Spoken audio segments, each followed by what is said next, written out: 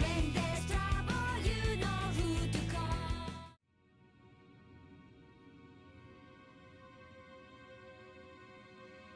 Her name was Terra. She was gifted with tremendous power and cursed with it as well. She was a dangerous enemy and a good friend, and she was one of the bravest people that I have ever known.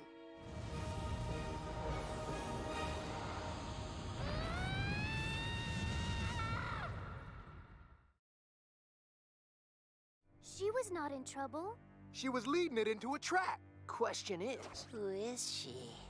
Don't get too attached, my young friend. I saw her first. In the self-titled first episode of the second season, Terra is found to be the newest Titan. She was the perfect addition to the team, but yet she was the piece that never fit the Titan's puzzle. Terra made it a point to bond with everyone. She was Beast Boy's love interest, Raven's foil, Cyborg's hype man, and Starfire's friend. And yet, the character she mirrored most, she strayed away from, Robin. But we'll touch on that later. Together, they're all a family, much more than friends. Showing the Titans have fun outside of their common work showed loyalty and kinship. Even with all that being true, Terra was insecure over her powers, the one she couldn't fully yet control. I have to meditate every day to keep my powers under control. I'm supposed to believe that you can just suddenly control yours? Trust is something you have to earn. How? How do I earn it? Control has always been the commonality concerning all the Titans, with Beast Boy and Raven having to control their emotions, Cyborg having to control how much power he exerts, and Starfire having to control her perception of herself, and lastly Robin, who feels the need to control as much as Terra, the desire to control everything, his team, his environment, and his persona, that being since he's the only protagonist to willingly wear a mask, and yet Terra shares the same want or need for control. Even on their first mission together, the seeds of uncertainty, or the uncertainties of Terra's character, are sown. Slade offers to help Terra with her powers, ultimately leaving the door open to her, so when she runs out on the Titans, she'll run straight to Slade. Then comes the episode Titan Rising. everything okay? Can't tell. Are you sure it's safe to have her around? Not entirely, but everyone deserves a second chance.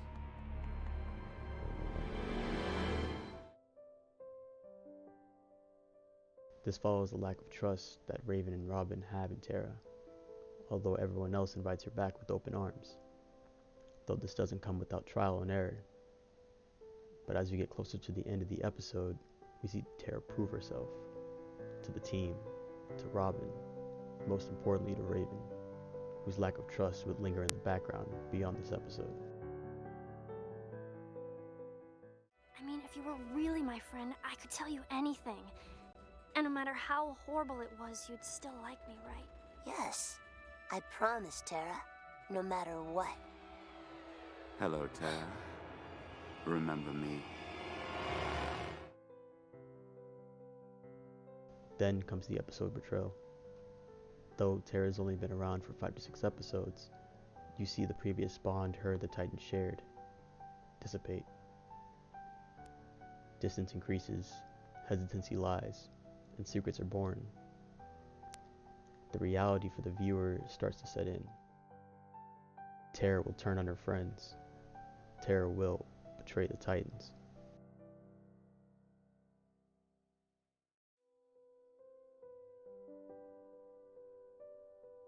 Terra thought that if Slade helped her control her power, that she would gain the power of control.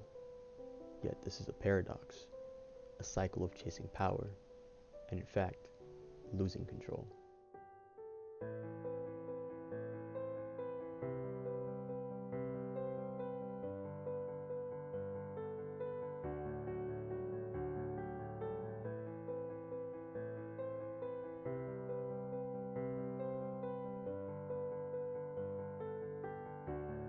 Slade was right.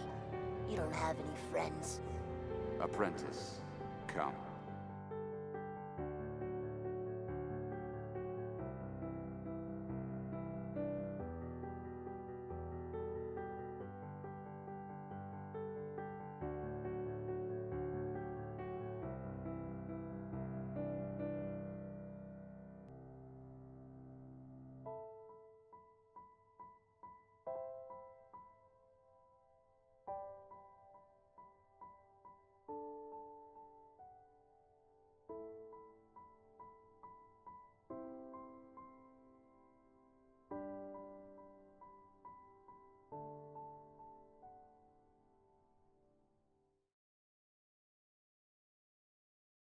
Come on, Raven. What stings the most? That I tricked you? That I nearly wiped out your team?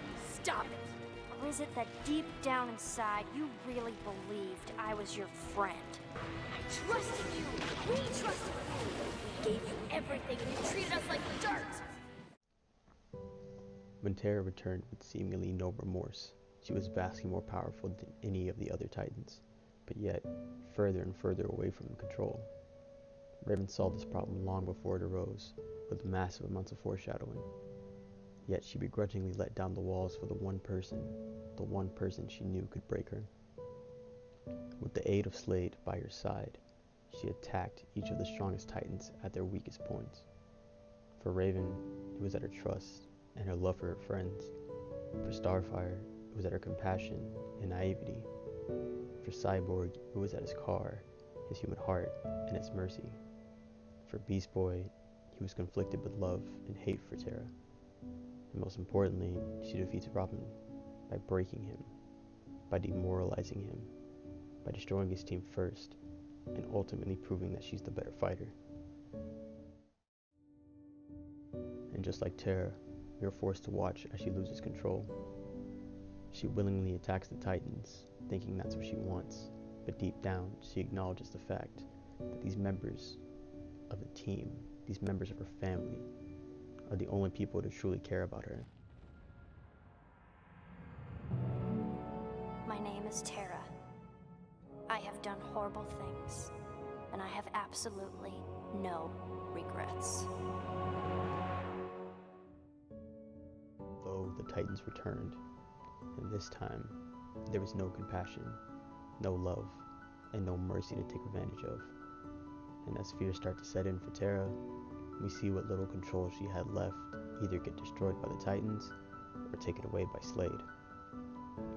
Slade armed her with a suit connected to her nerves so he could help her fight. Yet another example of the lack of control in Terra's life. This is because control cannot be given to you. You have to know your own limits and know how to control them. After the Titans' dispatch of Terra's forces, we get a glimpse of what Slade and Terra's relationship is like behind the scenes. We vividly see Slade abusing her after she flees from the Titans. And while this is shown, we can only imagine what happens off screen. And with no one left to trust, Terra is faced with one option, and one option only. She has to decide and take control of her own fate. It doesn't have to be this way, Terra. I was Slade's apprentice once. I got out. So can you. I don't need you to save me. You can only save yourself. I don't need saving! Slade sought out Terra for the same reason just a season earlier. He sought out Robin. He saw their potential and their drive to manipulate as much as they can around them, whether it be positive in Robin's case, or more of a gray area for Terra. This is why she fled from Robin the most. Though she never saw it, Robin was also Slade's apprentice. Robin craved control just as much as Terra. But what separates the two is Robin never lost it. He may have misplaced it when he was Slade's apprentice, but the control never fell far from his reach. And just like Robin, in the end, Terra prioritized her friends. I made you my apprentice. All my knowledge, all my power, all for you. But the only thing you care about is your worthless little friends!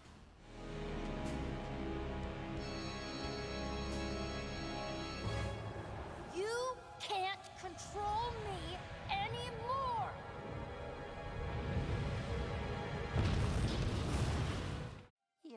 Take this.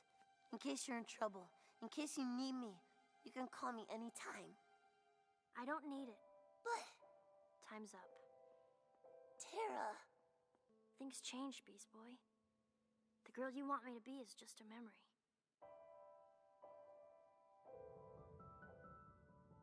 As 3 seasons pass, we wouldn't see Terra again. That is, until the final episode of the series. This is where Terra's tragic story molds into a melancholy end. After fighting the Brotherhood of Evil, the Titans returned home to discover that things really do change. Favorite restaurants, stores, and attractions all got replaced in the ensuing months of their departure. Amongst their homecoming, the Titans are attacked by a monster that can change its skin to anything it touches. The monster adapts to its environment. Then amongst the chaos, Beast Boy sees a girl who strangely resembles Terra. After the monster escapes, Beast Boy goes back to Terra's resting place to discover that she's no longer there. He later tracks her down and approaches her, but he discovers that she doesn't remember him, or at least it appears that way. You haven't changed a bit, Terra. Why do you keep calling me that? Because you are Terra. What makes you so sure? You look like her, you talk like her, you laugh like her.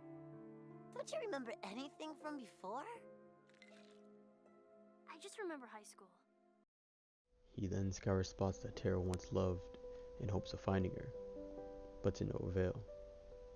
Though his search did lead him to the House of Mirrors, the last spot that the Terra Beast Boy clings to was last seen.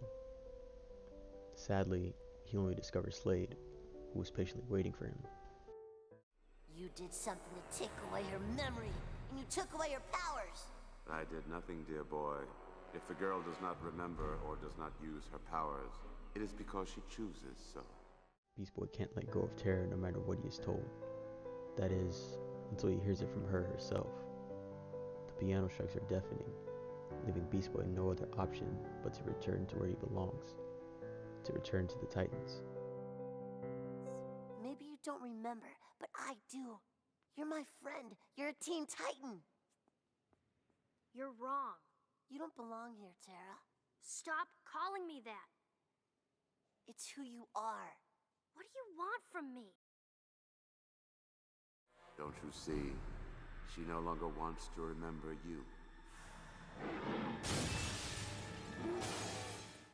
This is a pivotal episode for Terra. For the first time in the series, the power to control what she wants is truly in her hands.